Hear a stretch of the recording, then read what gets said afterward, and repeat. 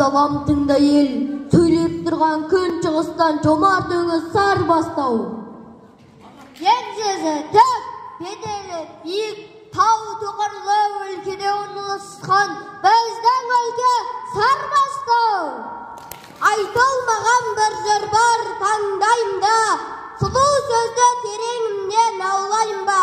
Өзге таудың жоқтығы биік тұрған біздің аулақ жердің баурайында. Мақсат үшін тер төгіп жан таласқан, мұндай елді таппайсың жалпалаштан.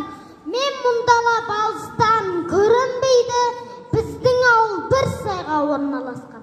Даста міне өлеңнің мәнін ұғар, өлшінде терісі ақыны бар. Қара өлең қазақтың қарттар айтса, аяқ өнерге жастардың бәрі құмар. Табиғатты соқпайды, ұлым және қарсы